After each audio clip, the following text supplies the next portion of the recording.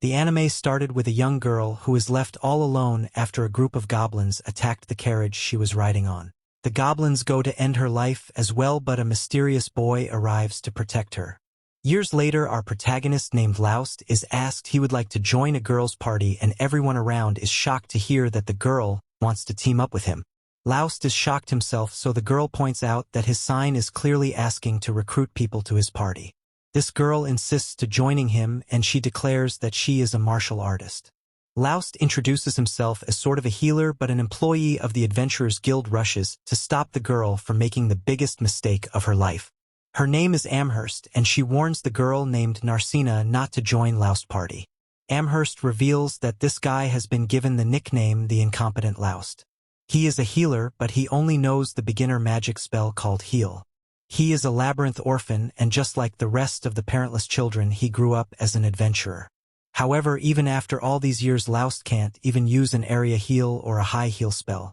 He is known by all as an absolute failure of a human being. Despite all this, Laust managed to join a party called Lightning Sword.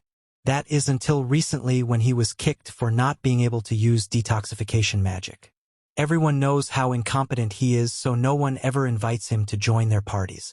Amherst warns that Narsena will never be able to make any money if she parties up with Laust, but Narsena reveals that she already has plenty of money.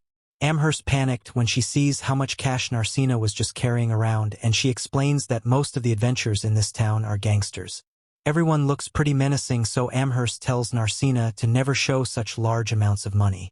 Narsena graciously thanks her, and Amherst can tell that she is pretty new to this whole adventuring thing. Amherst offered to introduce Narsena to a nice beginner's party, but the little grifter says that she will have to charge Narsena for her services. Narsena surprisingly rejects the scammer because she has been wanting to join Laust's party for a really long time.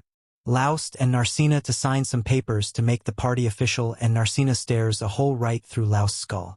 She admires him a lot for some reason, and she's relieved to finally meet him again. The little weirdo is startled when Laust asked her to sign her name, but she gathers herself. Laust pays the guild fee, and their party is now official. Outside, Laust explains that no one has ever explored the deepest part of the Marmat labyrinth. There are still many mysteries inside, and no one even knows who the final boss is. Many adventurers have dreams of finding vast riches inside, so they have gathered a Marmat city, making it one of the largest cities in the nation. Laust is a psychopath, as he wants to go to the labyrinth right this second, so Narsena wonders if that's really okay since they've just formed their party a couple of hours ago. Also, before leaving, Amherst told Laust that he could only take Narsena to the grasslands because she is still a novice. The labyrinth leaks magic power to a few places around it, and it causes monsters to spawn there. The grasslands are one of these places, but only weak monsters spawn there. It's the best place for beginners, but it's too big, and it's hard to find monsters. The labyrinth is the exact opposite, as it's filled with monsters, and that's exactly what Laust is looking for. He assures Narsena that they won't have any problems as long as they don't go too deep inside, and he can handle things if they get bad. Laust is strangely confident for a healer, but he says it's nothing, and they continue on. When they arrive, Narsena insists on taking the lead. She is a martial artist, so it's only right for Laust back her up from behind as the healer. Laust is happy with her confidence, but he wonders if she can really fight. Narsena quickly proves herself as she beats down a group of goblins, and Laust is thoroughly impressed. He explains that the guild buys the magic stones dropped by the monsters, and that's how most adventurers make their living. The stones are valuable because they can be used for many things, but Laust points out that she should know this already even as a beginner. Unfortunately, the magic stones of goblins aren't worth very much, so they will have to defeat more powerful monsters if they want to make the big bucks. The two will agree to go deeper into the dungeon to earn more cash, and Narsena, who vows to protect the weak healer if anything happens. Moments later, Laust is the one protecting Narsena as he stops her from stepping on a trap. He shows her where her grave was just about to be, and he explains that he was able to save her because he noticed a different color tiles. Finding traps is usually a thief's job, so Narsena wonders how Laust was able to do it as a healer. Laust simply explains that he has been an adventurer for a really long time, so he has picked up a couple skills here and there. Deeper in the dungeon, the two spot half-orcs, but it shouldn't be at this level of the dungeon. Half-orcs are known as mid-level demons, and their robust bodies make them very difficult to beat. Their power is equal to monsters on the lower levels of the labyrinth, so they should never appear in the upper levels. Narsena wonders if this is the time to run away, but Laust is confident that they can defeat it if they work together. Laust doesn't want to force her, but she surprisingly agrees as she trusts his judgment. Narsena starts off the fight, but she is startled when her first attack makes her feel like he's kicking a brick wall. Luckily, the beast is pretty slow, but Narsena still ends up taking some damage. The fight quickly goes bad for her as she is cornered, but to be surprisingly isn't able to finish her off. Just then Narsena can only stare in amazement as she sees the Laust rescued her just in time by plunging his sword right into the orc's chest. Laust is glad to see the Narsena was okay, but she can only wonder if Laust is really just a healer. Laust brushes the question off again and explains that his years of working as an adventurer have led to him learning a few close combat techniques. Narsena says that his attack didn't seem like a simple technique, but Laust distracts her by pointing out that she is injured. Narsena isn't too worried about it, but Laust is a healer through and through, so he knows that even the smallest wounds need proper treatment. Narsena insists that she is okay, but Laust steals her anyway. The magic stone left by the orc is much bigger than the goblins, and it has way more magic power too. This means that it will be worth a pretty penny. Laust explains that he has seen what he wanted to see at a Narsena in terms of her fighting ability. They have also earned a good amount of money, so they can head home now, but he leaves the decision to Narsena. She says that she can still fight, so the two go on to do some more hunting. Afterwards, Amherst is amazed to see how many monsters they defeated in just one day. Amherst realizes that Laust must have taken the newbie to the labyrinth, and what's worse is that them having an orc stone means that he took her to the middle level. Laust corrects her by explaining that they only went to the upper level. The orc shouldn't have been there, but this matches up with what the other adventurers have been saying as well.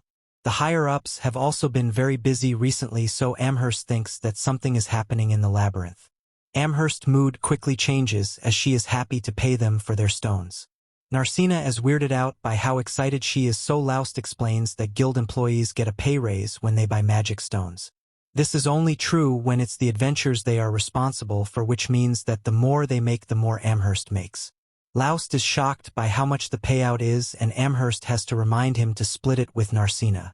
Laust would never forget, but he is surprised because even after splitting it, it's still 10 times more than he has ever earned. Laust goes into a deep depression when he realizes what this means. Amherst explains to Narsena that he was just getting fooled when he was a member of the Lightning Sword Party, and they never gave him his fair share of the rewards. Narsena is infuriated by this, so she demands that the guild do something. The decision is up to Laust, so he decides to just move on because he is happy with his new party and he wants to forget about the old one. The pair leaves, but a mysterious man watches them. Later, the greedy Amherst happily consoles her earnings, but she is startled by the man. Sam is her boss, and he just hopes that Amherst didn't help Laust find a new party. Amherst explains that she doesn't have the overpowered convincing ability that it would take to convince someone to join Laust's party. Instead, there was just a girl that saw something special in Laust. Sam seems to know who the blue-haired girl is, but it concerns him for some reason. That night, Laust is surprised to learn that the word of him having a new party member has already spread around the city. The incompetent Laust is pretty well known, so him finding a fool to join his party is a big deal. Laust prepares to reserve a room, and Narsena is startled by the thought of sharing a room with Laust. Laust decides that they should sleep in separate rooms, but this seems to disappoint Narsena. The two head to their rooms for the night, and Narsena thinks back to when she was healed. Turns out that Narsena was the girl in the carriage, and that was the guy who rescued her. She was thankful after he healed for, but Laust apologized for not being able to do more. Narsena was strangely positive, even though I'm pretty sure that the goblins ended the lives of everyone else who must have been in the carriage. She didn't seem to care and just vowed to become an adventurer. Narsena wanted to join Laust's party one day, and she promised to protect him. Narsena has been training very hard since then, and she has waited a long time to be with Laust.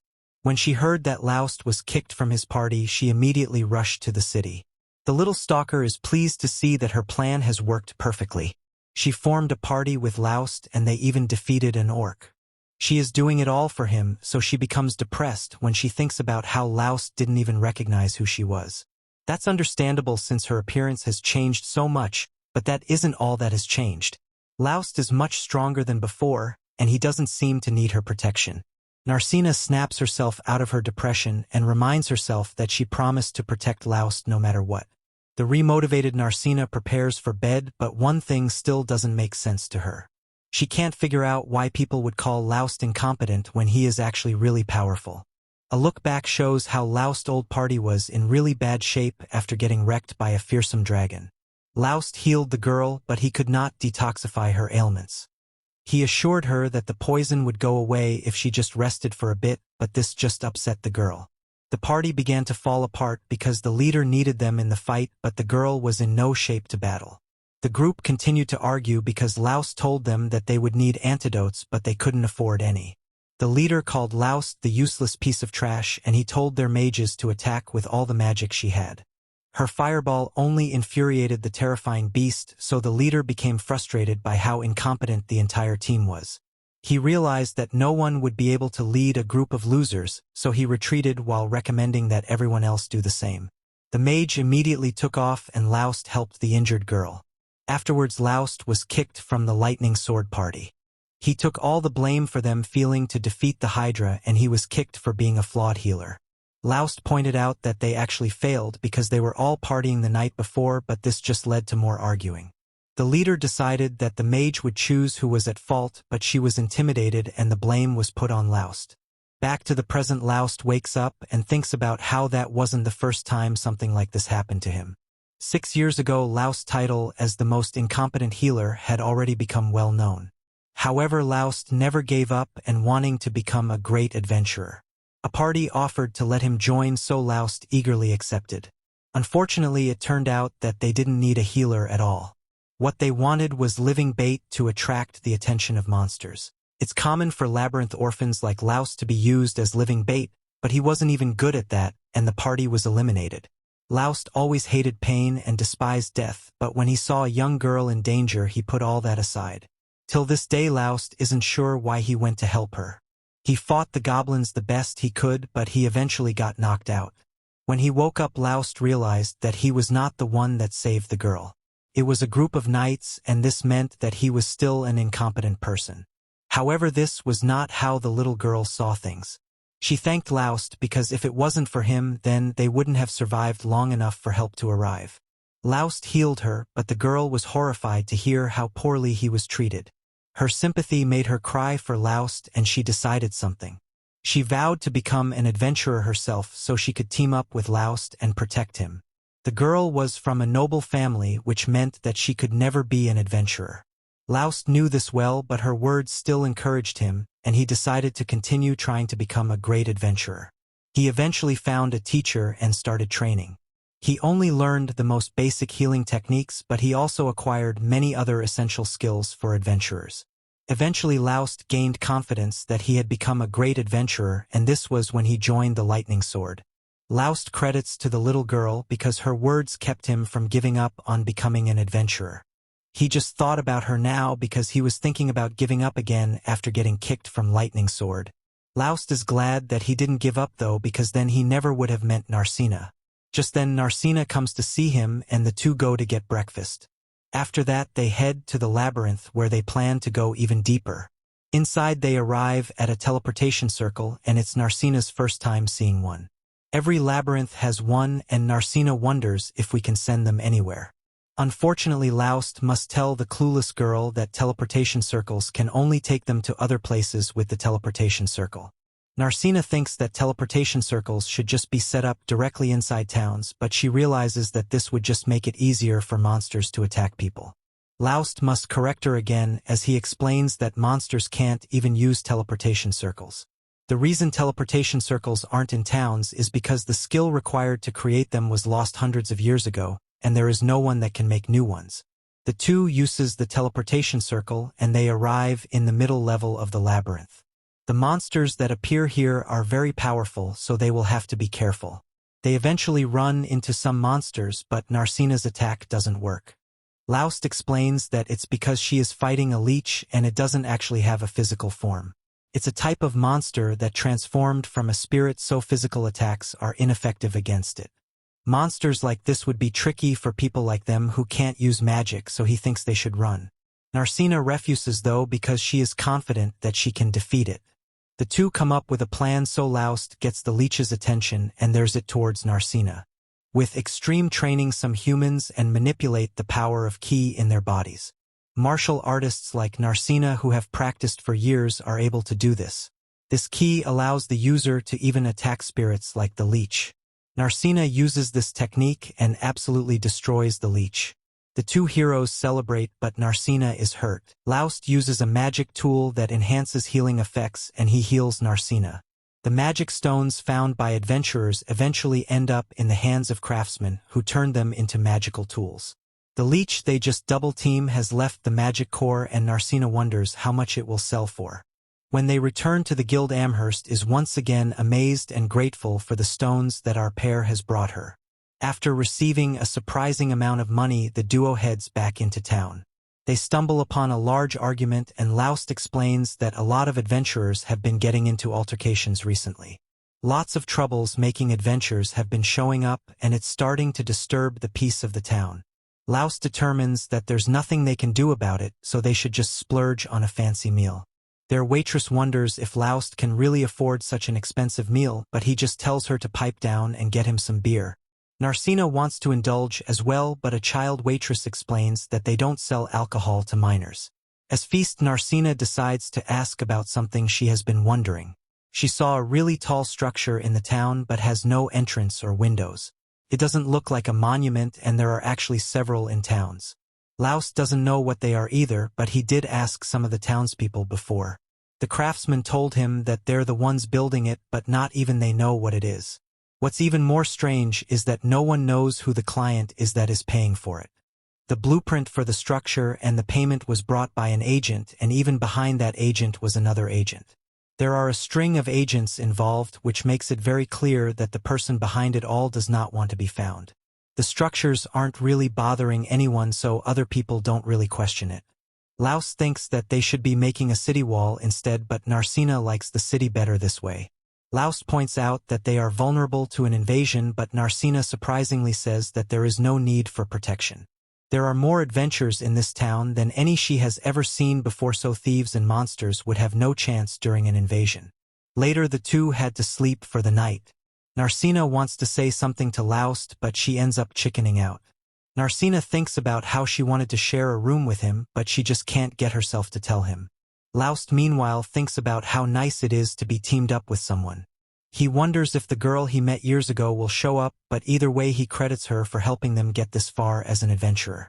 The next day, the leader of the Lightning Sword introduces a new healer to the team. The girl introduces herself, but the others aren't very enthusiastic. The leader's extremely positive though, and he declares that they will surely be able to defeat Hydra this time. Elsewhere, an ominous man is told that someone called the Sleeping Beauty is in a certain town. Hansam is the one giving this information, and he reveals that the Sleeping Beauty has teamed up with Laust. The man is concerned because they are running out of time, so Hansam must kick Laughs out of the city immediately. Later, the Lightning Sword group spies from afar on the Hydra that defeated them once before as they plan their new attack. The leader is eager to avenge the party's past defeat, and he explains to the others that he and the healer shall attack head-on while the rogue slips around the back and the mate supports them with magic. Lyra, the newly recruited healer for the group, rejects the idea because she can't possibly be expected to fight on the front lines. This surprises the rest of the party. Their old healer had been more than capable of taking on the frontline role, which shocks Lyra even more so when the group points out that Laust was the one that managed to sever the Hydra's head the last time they fought. Lyra can't possibly be expected to compete with that, and the leader tells her to stay back so she can just focus on healing and dealing with poisons. This leader is determined to be victorious even without Laust. One way or another the Hydra is going down. Meanwhile, at the guild hall, Laust and Narsena are turning in another impressive haul of loot from the dungeon.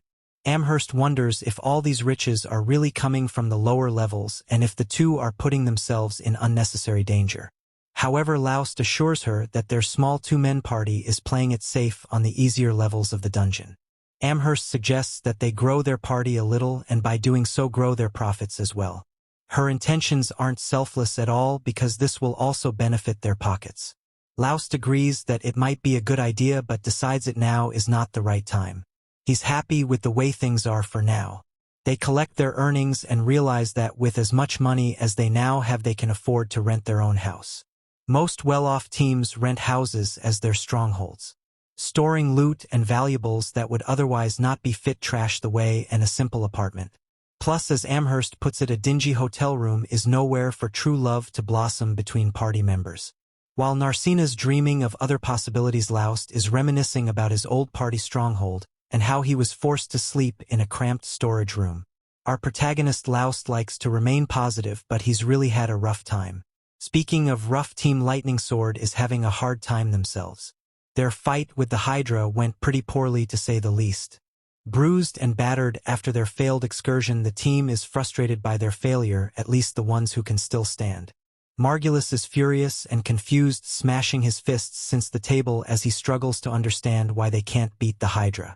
Meanwhile, Lyra is busy detoxifying the injured Amira while the others bicker.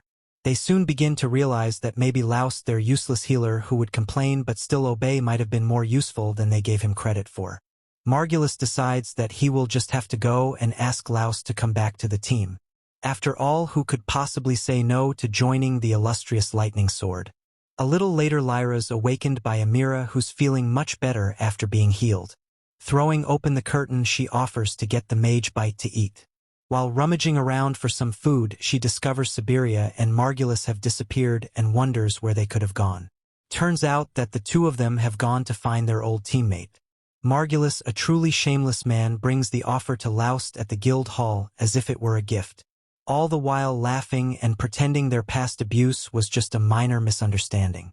It becomes pretty clear that Margulis must have put all his skill points in gaslighting. He makes excuse after excuse about the team's poor treatment of their ex-teammate, and he promises that things will be different now, even going so far as to throw their new healer under the bus, calling her nothing but a useless woman. To the surprise of everyone, Laust actually thanks Margulis. Before another word can be said, Narsena, overhearing this, has had enough and runs over to intervene. There is no way she's letting a sleazeball like Margulis steal her partner away. Laust calms her down when he explains that while he might be thankful for the invitation and doesn't harbor any hatred for his former team after what they did, he still cannot accept. He will not be rejoining Lightning Sword. He already has a party and he's quite happy where he is. Margulis can't believe what he's hearing. He assumes that this blue-haired vixen must be manipulating Laust for him to say such things, and he blatantly accuses Narsena. This ends up being a step too far for the Banished healer. Insulting his party member was a big mistake. Laust, no longer his amiable self, grabs Margulis and warns him that if he dares to harm Narsena, he and Lightning Sword will be sorry. Laust's scenario then leaves the disgruntled and slightly shaken Margulis fuming. He rails at Amherst to find him a new party member who can help them fight the Hydra. He needs someone strong and capable who can stand with them on the front lines. This is when a mysterious new warrior emerges and offers his services. Unsure but desperate, Margulis draws his sword in order to test the stranger. Despite Amherst warning that there can be no fighting in the guild hall, Margulis charges headlong at the masked man. In an instant, the leader of Lightning Sword is disarmed with embarrassing ease. Victorious, the mysterious mess swordsman reveals his name to the Sieg, and it's enough to convince Margulis, so he welcomes him to the team. With Sieg's help, they will certainly destroy the Hydra once and for all. Later on at the inn, Sheila knocks on Laust's door. Peeking out of her room, Narsena is nervous that the other girl might be making her move on Laust before she does. It's a small relief when Sheila is there merely to inform the duo that they have guests waiting for them. It turns out that it's the rest of Laust's old team, Amira and Lyra. The two ladies are worried that round 3 with the Hydra won't go as well as their leader thinks, and they have come to Laust for his help. He was strong enough to cut off its head last time, so surely if he's there he can help defeat the beast without anyone else getting seriously hurt. Narsena brings up a good point when she wonders what is keeping Amira in Lightning Sword. Obviously no one on the team is having a good time, so why stick around? The mage explains that while Margulis has his faults like being a lying, cheating, cowardly, no-good, rotten, two-timing son of a gun who doesn't even brush his teeth, he's still their teammate, and she believes in that loyalty. This statement enrages Narsena, who points out that Laust was also her teammate, yet she still treated him so badly. It's enough for Amira, the breakdown in tears over the guilt she feels. Narsena is right, she knows she did Laust's dirty, but she was scared that if she didn't follow Margulis she'd be kicked off the team, the first and only team she had ever been a part of. She begs for forgiveness and Lyra tries to convince Laust that the mage is sincere, remembering how she called out his name while tossing and turning in her poisoned sleep. Laust, calm as ever, comforts a mirror and accepts her apology. He lets her know that there's no ill will between them, but that said, he's not coming back to Lightning Sword. It's a bittersweet moment interrupted by Miss Mary, the cook, as she brings an extravagant lunch for the team to enjoy. In particular, she thinks the little mage needs a bit of fat on her bones, or at least a smile on her face, and her cooking can provide both. Using the distraction, Lyra tells Laust and Narsena shuffle off to the side to discuss things in private. Narsena thinks Lyra and Amira should just leave their team, but it's not so easy. Laust, remembering the things Margulis said about their new healer, warns her that if she stays she's in for a rough time with Lightning Sword. Amira won't abandon her party and Lyra won't abandon Amira, which means that they are both stuck in their predicament. It's a tough situation and even Laust is feeling conflicted. It doesn't seem like there's anything either party can really do. Returning to their base, Lyra is introduced to their new party member. To her surprise, she recognizes their newest teammate immediately, meaning that his little Phantom of the Opera mask didn't help much. She calls him Zieg, but Margulis corrects her. This is actually Sieg, a completely different person. Lyra isn't fooled one bit and demands to know what's going on. Sieg does his best Kenshin Himura impersonation as he tries to play it off, but when they points out that his sword is stolen and belongs to Mr. Ronaldo, he loses his composure and explains that he inherited this blade from his master. Now how would he know who Mr. Ronaldo even is if they've never met before? This guy's shady cover is blown, but Lyra gives up and walks off, letting Sieg keep his charade a little longer. Besides, maybe having him along won't be so bad after all. As the storm gathers, both parties adventure forth, neither sure of what lies in store.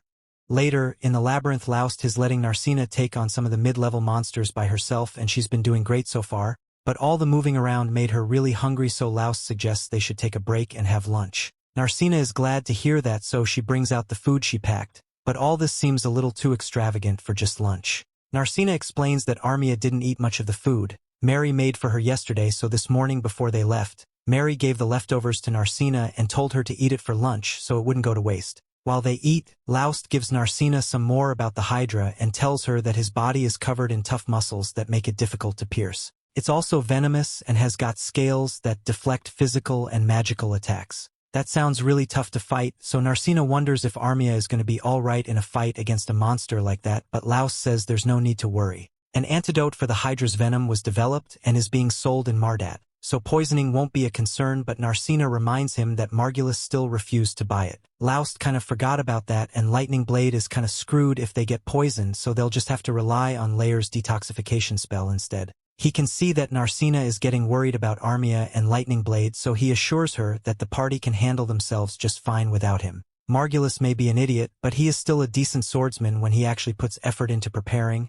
and Siberia is quick on her feet, so she should be able to avoid most of the Hydra's attacks. Any case has nothing to do with Laust, and this is something Lightning Blade has to handle on its own, and they'll probably be fine. Laust gets up and says they should keep going, but Narsena tells him she's getting sick of exploring the same labyrinth over and over, so she wants to try something new, and it just so happens that there's a swamp nearby, so she wants to go there for no particular reason and definitely not because she's worried about Armia. Meanwhile, in the swamp, Lightning Blade is battling the Hydra, and with his exceptional skills, Sieg is able to severely wound the Hydra, and he could have taken it down just now, but he chose to hold back and returns to the ground. Margulis asks Sieg why he didn't finish the Hydra off, and Sieg has his reasons, but to convince Margulis, he tells him it would be much cooler if the party leader was the one who slay the Hydra, and Margulis agrees, so he charges or to attack it again. Lyra wishes Margulis wouldn't rush into things from the front all the time, but Siberia says that's just how he is. Lyra has done healing her, so Siberia is able to return to battle as well, and from what Lyra can tell,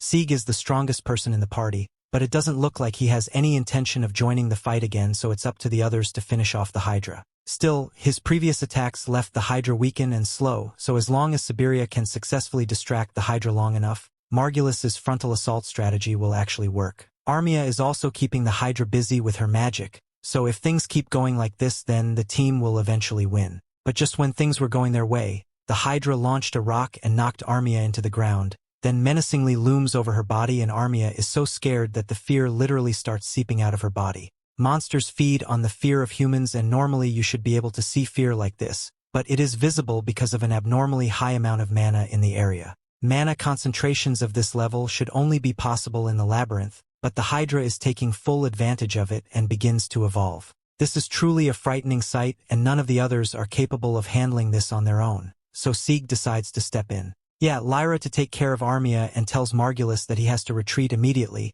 but Margulis refuses to back down since they've already done a lot of damage to the Hydra, so it shouldn't be that hard to finish it off before it transforms. He leaps up into the air and attempts to slash the Hydra's head off, but once his sword connects with the monster's head, it shatters and Margulis is left completely defenseless as the Hydra prepares to counterattack. However, before the Hydra could land a fatal blow, Laust shows up and deflects its attack along with Narsena. The Hydra backs off momentarily and Sieg thanks Laust for his help, but he says we'll handle the things for here, so he wants Laust to go check on Armia since she's hurt. Lyra has already begun healing Armia, but the damage she sustained is severe and wizards are resistant to magic, so Lyra's healing magic isn't very effective. Laust offers to do the healing instead, so Lyra lets him.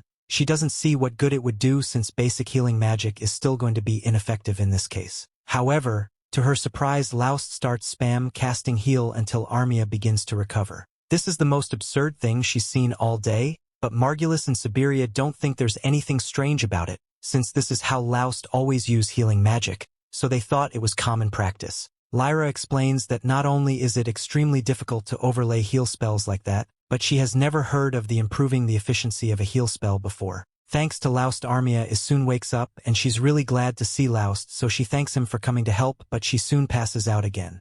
Laust is dealt with most of her injuries, so she just needs to sleep for a while to recover her strength, but just when Laust thought his job was done, the Hydra screeches a battle cry which loosely translates to, "Laust, come at me bro, I want a rematch." Sieg going to kill himself, but since it seems to be holding a grudge against Laust, he asks Laust if he wants to do it instead. Laust agrees to fight the Hydra, and since Laust is going, Narsena said she'll fight as well. Nothing Laust will get her to change her mind, so he lets her fight by his side, but only under the condition that she must retreat instantly if she feels that she is in danger. Since has been settled that Laust and Narsena will be fighting the Hydra, Sieg tells the others not to get involved in the battle for their own safety. Narsena throws the first punch to disorient the Hydra, and Laust follows it up by slashing at one of the Hydra's heads. Sieg also decides to join in, so B charges at the Hydra and uses his sword to slash off one of its heads. Margulis is amazed by this since Sieg is a lot stronger than he had initially thought, but even as Sieg is strong, he wonders how Sieg's sword remained intact when his own shattered upon contact with the Hydra. Lyra tells him that Sieg is using a special magic sword which is far more powerful than any regular weapon, but magic swords are extremely rare, so Margulis wonders who Sieg is and how he acquired such a sword. The fight goes on and Narsena attempts to land another punch on the dragon's sternum, but in the process she loses her footing, so the Hydra is able to take advantage and knocks her out cold. Now could just kill her, but instead it stares straight at Laust and communicates that it is sick of getting jumped, so once a fair 1 versus 1, otherwise it's going to end Narsena right now. Siberia can't believe the Hydra is smart enough to not only communicate off vibes alone, but to also know how to take a hostage. Laust has no other choice if he wants to ensure Narsena's safety, so he asks Sieg and Lyra not to interfere from now on. Laust then attacks the Hydra by himself, but before long he gets knocked down by the Hydra as well. That was pretty anticlimactic since Sieg was expecting Laust to be more impressive, but if this is truly all Laust has to offer, he is prepared to take down the Hydra instead. However, as Laust is about to lose consciousness, he reaches out to Narsena in an attempt to protect her, and all of a sudden energy begins flowing out of his body, and he stands back up to face the Hydra. Something is clearly different about Laust, but before the Hydra can react, Laust dashes forward and slashes of all the Hydra's heads in one fluid motion. Once the Hydra has been defeated, Laust loses consciousness again, and by the time he wakes up, Narsena is standing over him asking if he's alright. He says he's fine, but he's more concerned about Narsena's health, since she took a direct hit from the Hydra. Narsena says she's perfectly fine, but only because Lyra brought an antidote potion for emergencies, and that thing was expensive, so Lyra says she will charge him for it later. That aside, she asks Laust what happened to him earlier, but Laust has no idea what she's talking about. Just then Margulis interrupts and starts complimenting Laust on his strength and tries to convince him to rejoin his party. Laust cuts him off and says he's never going to rejoin Margulis' party, but Margulis keeps talking anyway. He says a lot of valuable magic stones were dropped from the Hydra, and he is willing to split 3 ways with Laust if he joins them.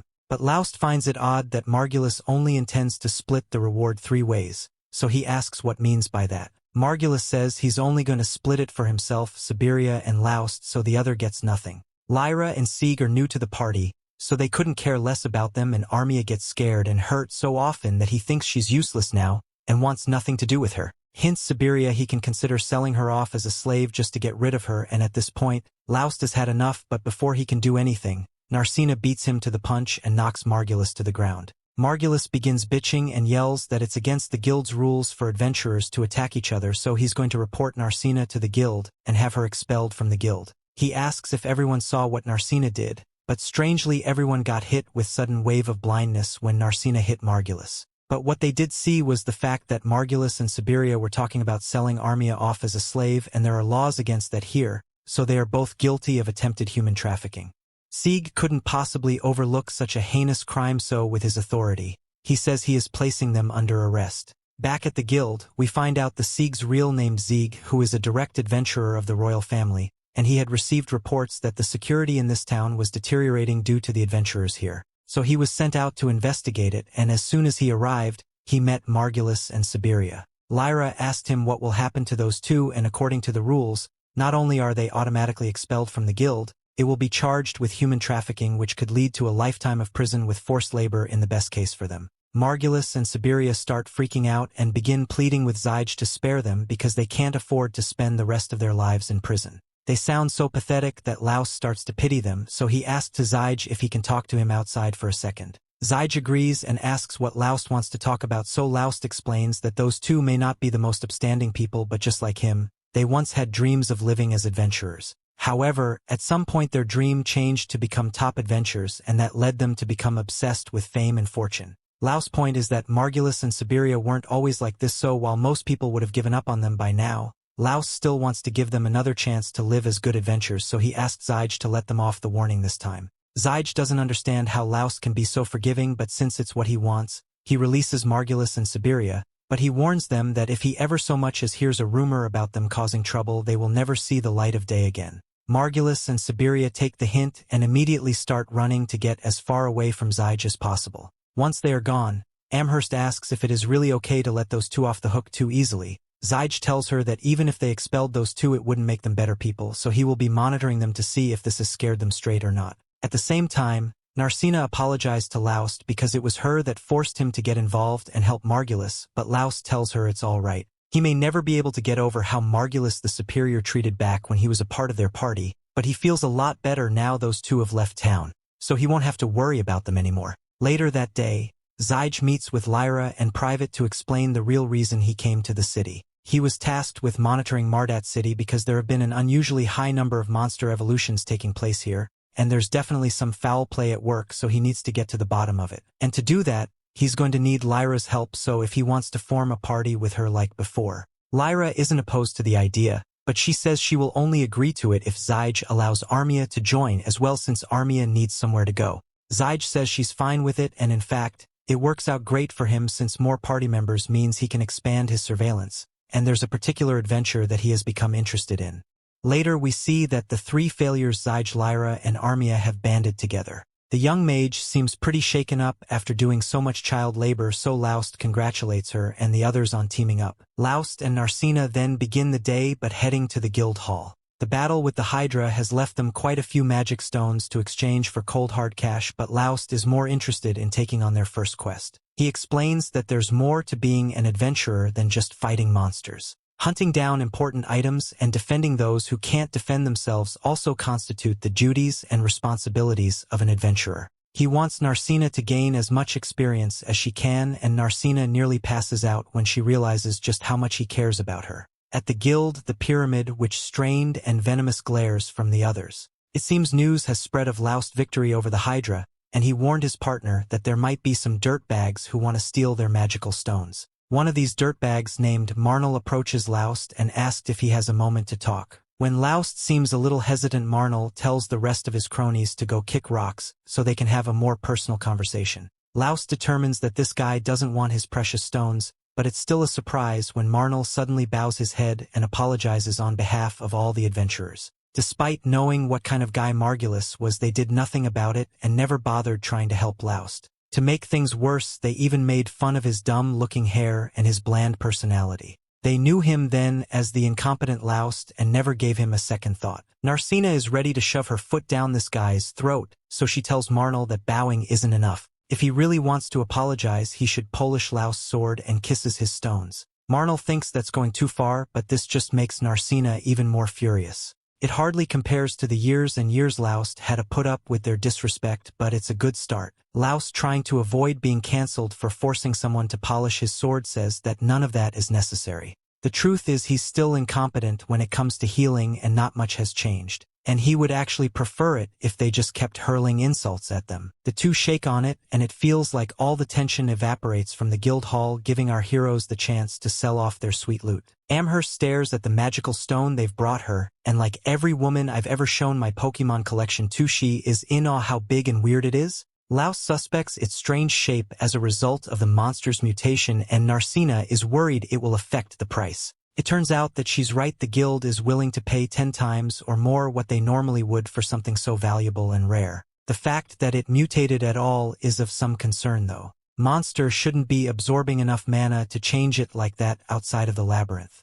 The other scattered reports of monsters acting strangely only compounds Laust's suspicion that something is going on, and he asks why the guild doesn't just send someone to investigate. Before Amherst can answer, Mr. Hansam arrives, giving off some real main character vibes despite just being the guy in charge of the guild. He tells the pair to join him in his office, and after going over the reports, mentions that monsters transforming is rare but not unheard of. Hansam explains that he's too good-looking to deal with such trivial matters, and if Laust is afraid, then maybe it's time for the healer to leave this town once and for all. Narsena is more than a little annoyed by Mr. Stick-Up-His-Butt, and Amherst says that's just the kind of guy he is. She then brings up Mr. Mist, the actual president of the guild. A man so old he can hardly leave his own office, and he often stumbles while going upstairs. With Mr. Mist's obvious mental decline, and without having to go through a competitive selection process, Hansam is taken on the president's duties. He has a reputation among the other guild employees as being strict and no-nonsense. Laust isn't into all the workplace gossip, so he has to be showing all the available quests. Narsena is appalled by how paltry some of them are, like this one where some guy just wants to go fishing in the underground lake of the labyrinth and needs an escort. Amherst, eager to collect more racks, reminds her that every job with the reward is a job worth doing. Laust comes across a mission to defeat a bunch of monsters. Narsena jumps at the idea of a worthy mission, but Amherst says that it's a no-go. It turns out that a phoenix is lurking dangerously close to a teleportation circle they would have to go through. The quest would earn them a ton of coin, but a healer and a martial artist trying to fight a phoenix is suicide. They don't have long-range attacks, so in order for them to accept the quest, they would need to have at least a warrior, a mage, and a healer that can actually use area heals. If they're really interested in defeating the beast and claiming the massive reward, the two of them are going to need help. Our two heroes become excited when they realize that they know the three perfect adventurers who recently formed the party. Lyra and Zyge are interested in the job, with Lyra having the audacity to whisper about Laust right in front of him, as if he has lost his hearing. She tells Zyge that this is a good chance to observe the banished healer, since that was his reason for sticking around in the first place.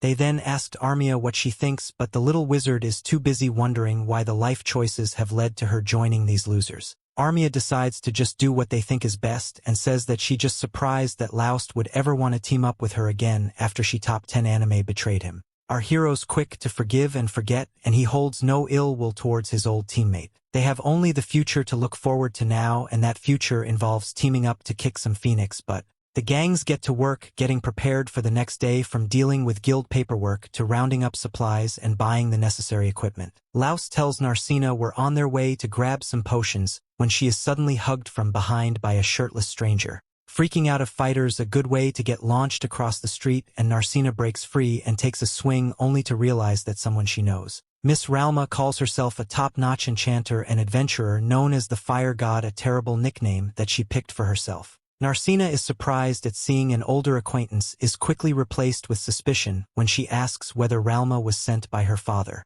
Ralma confirms that she was sent by Narsena's father, seeing as his favorite child ran off on her own to elope with some random boy.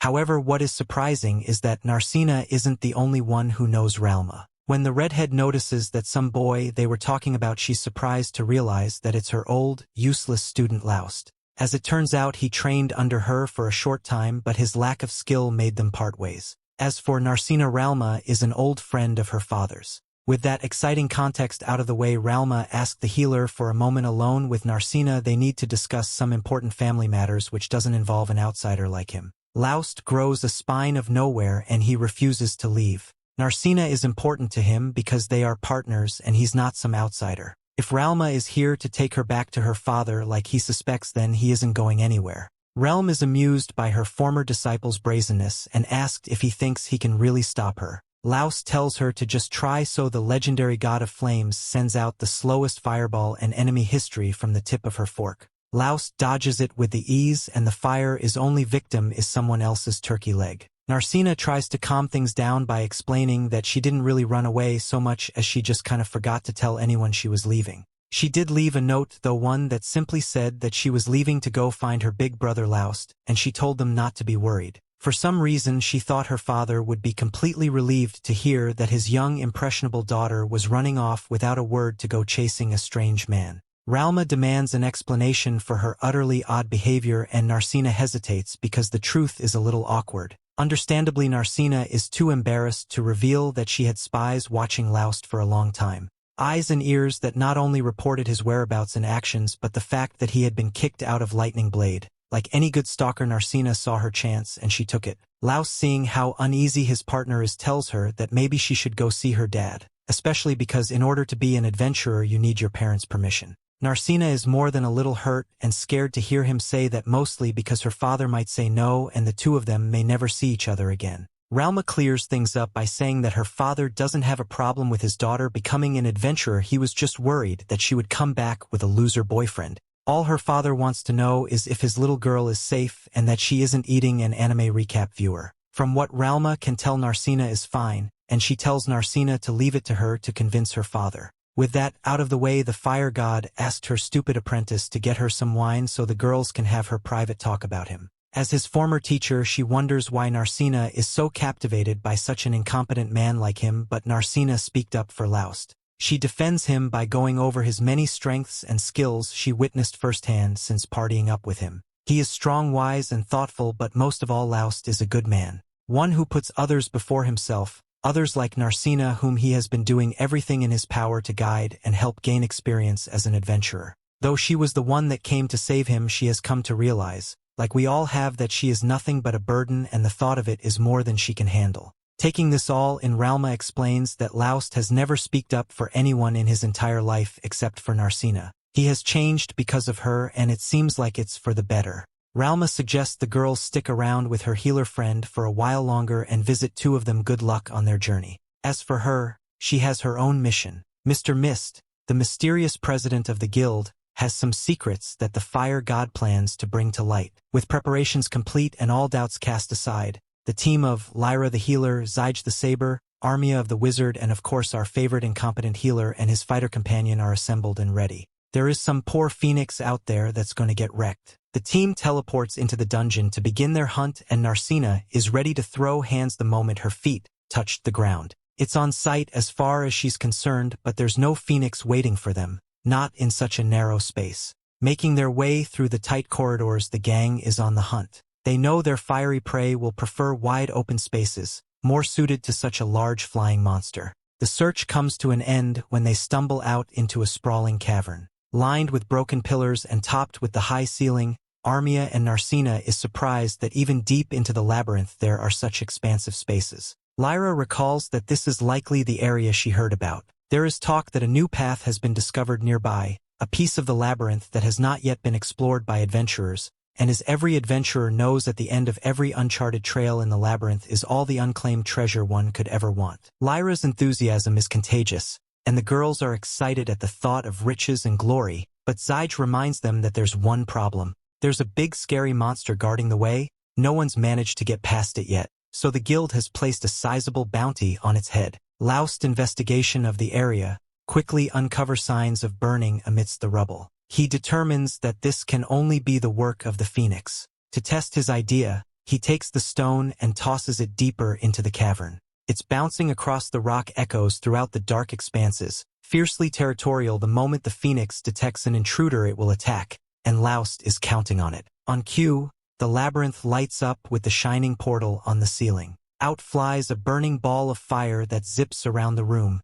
before unveiling its wings and taking flight. That phoenix has arrived and this battle is just heating up. Meanwhile, back at the guild hall, Amherst is busy doing nothing when the bikini-top warrior comes waltzing through the front door. Desperate as can be, Amherst welcomes the redhead to Mardat branch of the Adventurers Guild with a cheerful smile. Ralma is a little taken aback by how friendly the staff are here to the adventurers. Lying through her teeth, Amherst says that it's only natural for her to be nice to the adventurers. The truth is that the half-naked Ralma is the first woman she's seen, not just like a nun or a bank teller around this town. What little she is wearing is clearly made of fine material and even magical quality. Amherst knows expensive when she sees it, so whoever this redhead is, she's certainly worth knowing. Amherst thinks of her as a target to make boatloads of money off her, so she offers to help Ralma any way she can. Ralma wastes no time and asks to see the branch president. Amherst is a bit concerned, so she asks if Ralma has an appointment, but she doesn't. She asks Ralma if she has a recommendation from someone, but she doesn't have that either. Amherst asks to perhaps Ralma, as the president's daughter or maybe granddaughter, but once again that's a no. Ralma reveals that she's just here to beat the crap out of old Mr. President and ends his life. Amherst is definitely not letting this crazy broad see him, and she can't believe that Ralma thought she would be allowed to just kill the guild master. Their argument catches everyone's attention and they get to witness the fire god lose her temper. She's just going to burn down the whole place and see what crawls out of the ashes. Thankfully, Hansam, the hero wannabe, is also there. He catches Round off guard and calms things down back to room temperature. He knows exactly who she is and what she's capable of. Hansam believes that a civil conversation in his office might be for the best. In the labyrinth of high ridges on against the phoenix, but the team finds themselves frustrated with the bird's ability to fly. Apparently, they've been known to do that sometimes. Laust is so flustered he's even dreaming of what it would be like to abandon his chad sword and pick up a bow for once. Narsena at least comforted by the fact that as long as the phoenix stays out of range it can't hurt them. They might not be able to attack it, but it can't attack them either. Insulted after hearing this, the phoenix fires off of both the flame at the blue-haired bimbo who dares to invade its space. However, Laust rescues her from the resulting explosion just in time. If it wasn't obvious, he explains that his beak, talons, and burning hotbod aren't the only weapons that Phoenix has at its disposal. Its most dangerous attacks are its balls of fire. No one is more disappointed than Narsena because she has no way to punch it to death now. Back at the guild, Ralma has questions for the acting president, and Hansam mentioned she isn't the only one recently. He recalls that Laust was here not too long ago with concerns about the labyrinth and the strange behavior of the monsters that are inside. And some explains that Laust was being a crybaby, so he told the loser to get lost. Fortunately for the plot of this story, that's not going to work on the fire god. Ralma just wants to know why the town's population is made up of thugs and miscreants.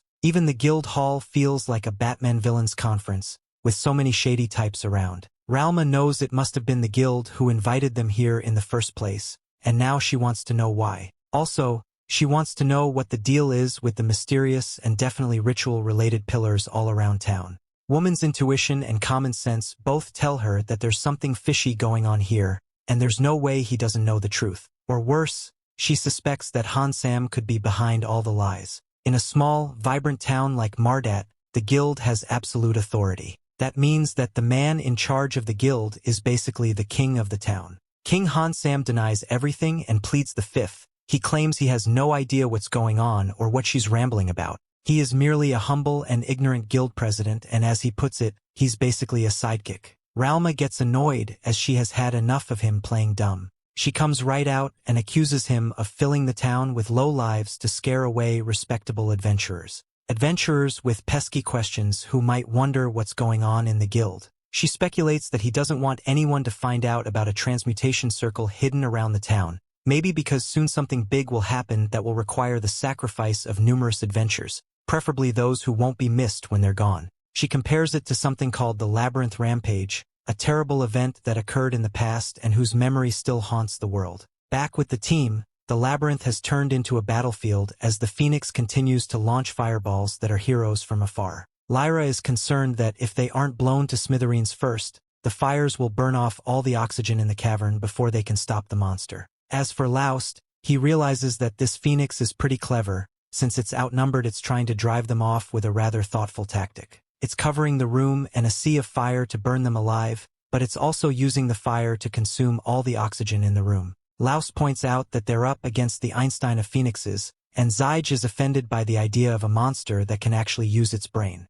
He's tired of hiding and calls out to Armia asking if she can use water magic. It's definitely something he should have asked before they threw themselves into a fight with the Phoenix, but luckily she can. The plan they come up with is simple. Armia will down the Phoenix with their water magic by attacking its wings. Once grounded, the rest of them will jump it and kick its butt. It takes a long time to cast magic strong enough to harm a Phoenix, and after everything the little mage has been through recently, it's no surprise she's a bit shaken by the idea. Zyge, who always radiates main character energy, reminds her that he'll be there fighting at her side, and nothing will harm her so long as he stands. The fact is, she's got a whole party of trustworthy companions to rely upon. Lyra, Narsena and Laust are all in this together, and as long as they're a team, she's got nothing to worry about. These words inspire Armia, so the team begins the attack. Those on the front line take off, drawing the Phoenix's attention, while Armia and Lyra hang back, preparing the crucial magic they'll need. Calling forth an arrow of water,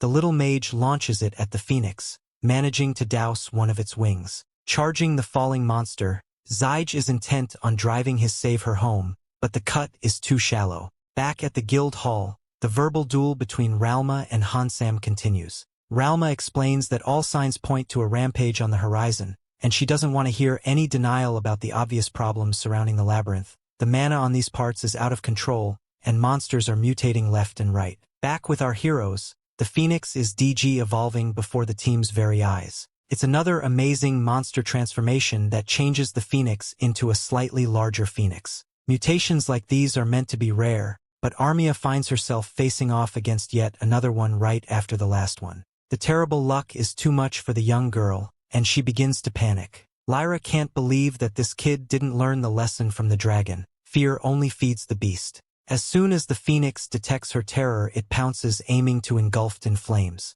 Lyra grabs her and tries to run for cover, but it's too late. The blue fires upon them, and there's nowhere and no time left to hide. Just when it seems like the girls are about to become those blue flaming hot taquitos, Zyge arrives to save them. The swordsman keeps his promise, Flash stepping into the fire's path, slicing it apart before it can reach Armia. Zyge declares that he won't let the bird lay its wings on her, and he deflects more balls of fire with his blade. Zyge then calls out to the mage, telling her to find the courage to stand. If they are to have any hope of felling this monster, it will be because of her magic. Lyra lends a hand, but the little mage tells the girl that has been by her side this entire anime that she doesn't need her help. If she doesn't have the strength to stand up on her own, then how can she ever be expected to support her teammates?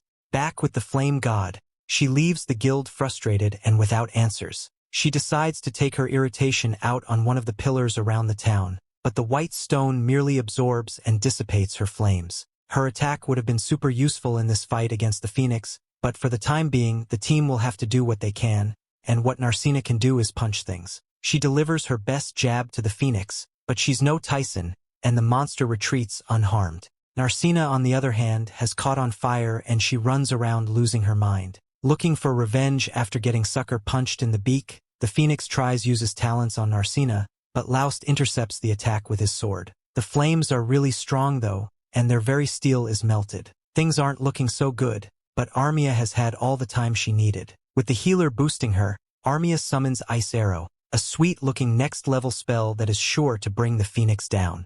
The attack lands, and the bird's wing is blown apart, but it's not enough to ground it. It is however flying much lower now, low enough for Narsena to throw herself back into the ring. She leaps up the rubble of a pillar to gain enough altitude so she can bring her foot down hard on the Phoenix's head. It's an attack that catches it completely off guard and slams it hard back to the earth. This is their opportunity, one that Laust doesn't waste. Driving his blade home, our Banished healer delivers the final blow and defeats the Phoenix with one swift stab. In the aftermath, the team can't help but be impressed with their little mage teammate. She really pulled through for them, and their congratulations brings Armia to tears. All she needed was a good group of friends she could call her party. Lyra just glad that Laust didn't go into his dark Super Saiyan mode, but Zyge decides that he will still have to keep his eye on our hero. Afterwards, they return to the tavern in Mardat for a round of celebratory drinks. There they find Ralma waiting for them, where she has been drinking enough for all of them. She's been waiting for the group, and Laust is surprised that she knew where to find them. Apparently, Amherst sold them out without hesitation when Ralma threw a few coins her way. Amherst is clearly a gold digger, which is bad news for Laust because he's going to make bank off the bounty from the Phoenix. Ralma suggests he buy another round of gold and elixir, but he offers to get her some food instead so she can sober up. Unlike Narsena, who can't get enough of its rustic charm, the food around here isn't exactly up to Ralma's taste. Sheila, the tavern waitress in training, overhears her and she isn't happy about it. The look she gives them makes it clear that their next order will come with some of her special seasoning. Narsena actually likes the food, and Ralma isn't surprised, seeing as Narsena only knows the rich life back at her family's mansion. The others are shocked to learn that Narsena belongs to a famously wealthy family, and no one is more blown away than Laust. Narsena, the daughter of Earl Annalus Rocha, and she's the same little girl he rescued all those years ago. Back at the president's lair, he and Hansam are discussing recent events. More mutations, more problems, but most troubling of all is the appearance of the fire god Ralma. The president doesn't seem worried at all, however. In fact, he's happy she's finally arrived. He's going to need his disciples' help, dealing with Ralma very soon. And with that, we have come to the end of this part. Stay tuned for next part. Don't forget to subscribe to the channel and activate the notification bell to receive all the latest updates.